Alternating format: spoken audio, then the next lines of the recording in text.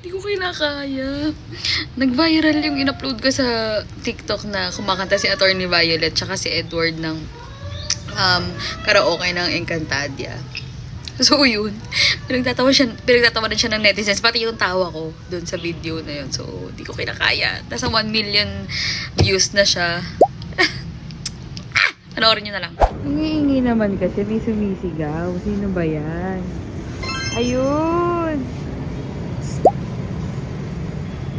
Jordan! Hindi man lang yung mga cute na asi kinasikat mo. Yung vlog na. Yung plema pa. Tsaka yung mga abogadong tunog engkantado.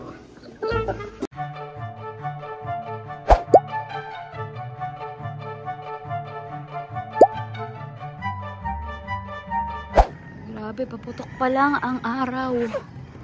And kailangan ko na umalis. So here's the morning situation here. Nag-yellow na siya. Sa palengke, it was transferred here.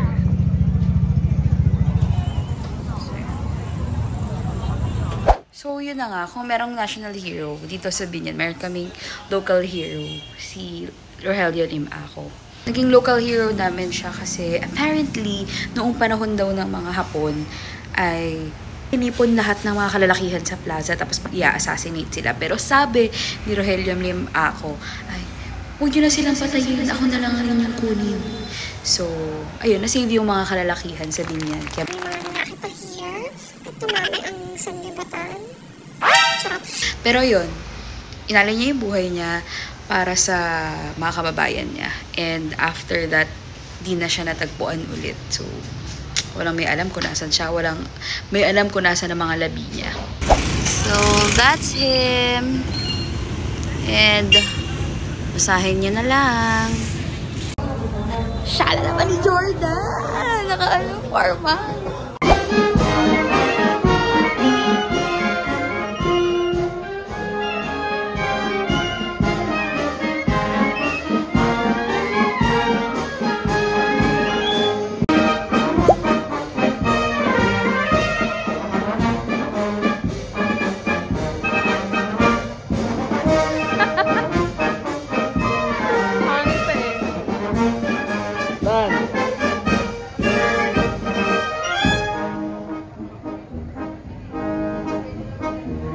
DI.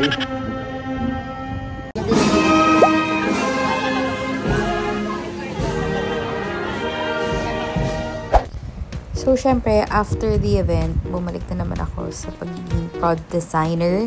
So, kailangan kong lagyan ng pattern yung stage kasi hindi pa tapos yung vision ko dyan sa stage. So, ang tingin ko dyan ay isang wave na as if roots din siya. Basta, about nature kasi yung show namin. So, kailangan yung panoorin para maintindihan nyo. And yung circle sa gitara na nakikita nyo, yes, that's strong at the same time flood. Of course, si Jessa, lagi siyang tumutulong sa akin. At syempre, hindi ko naman magagawa lahat ng set kung wala yung mga production stuff din. Basta marami pa talagang elements tong set namin. But, of course, hindi ko pa siya pwedeng i-reveal because it's not yet showing. Sana makita nyo siya in person, guys. Panoorin nyo na talaga tong show namin, please. Painter siya.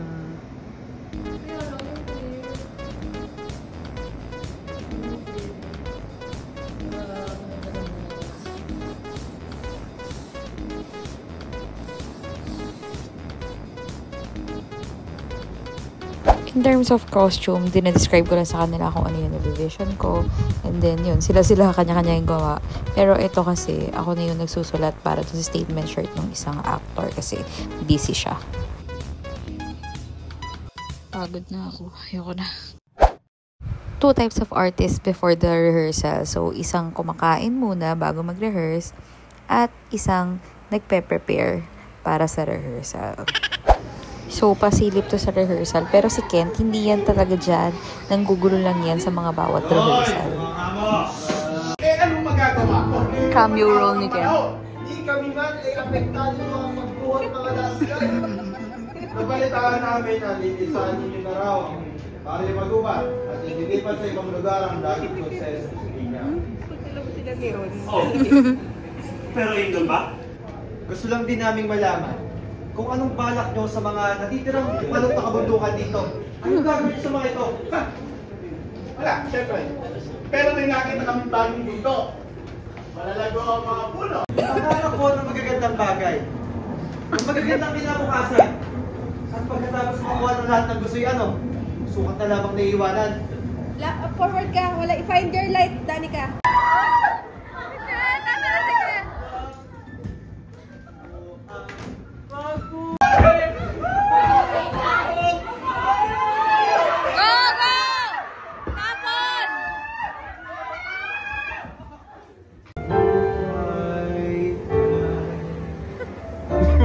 Baka ano, plastic talaga. So may padala si Bel na letter kay ate. Oh, Happy birthday, Ate Abby. Only you, a better for your wish you a better for your birthday increase. I wanna let you experience my handwriting. I'm warning. I wish you good health. Good health. Ito. And move, mommy. Move, mommy. Boys runs. If you want it. All tubs you care for. Sige, gano'n agad. Ikaw, basahin mo. Saan ba? Lahat, yung letter ni Bel. Happy birthday, Ate Abby. Hanggang doon na lang ako. Saan to? Walang makaintindi. Puta! Giving ba to? Oo daw. Giving you Sa lahat ng letter ko, di ko alam kung nabasa niya. Giving you? Giving daw! Sabi ko, ano ka, only you. Only Ako you. nga, basa ko kanina once you. Sabi ko, once you, parang mali naman. Hindi na Ayan, only you, a better Giving for you a letter. Letter to. Better Letter. for your birthday. Puta, birthday ba to? Increase to, di ba? Increase. Birthday. Increase. Ano may increase ba talaga? Ayun, no? Incense. Increase. Increase yan. Dearest. Increase yan. For your... A letter for your birthday. Dearest. Feeling ko tuloy increase to no. Parang increase. Ano? Because!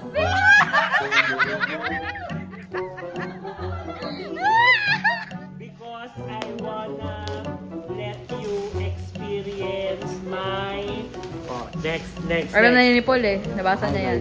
Next. Oh. So ano to? I'm wrong. Bakit I'm wrong? Ano na lang ako, context clues. Reading between the lines. I'm hoping. I'm hoping to, ano? I'm hoping. Wishing! Oh my God! Puta ka, wishing yan ah! Kibe! Kidding aside.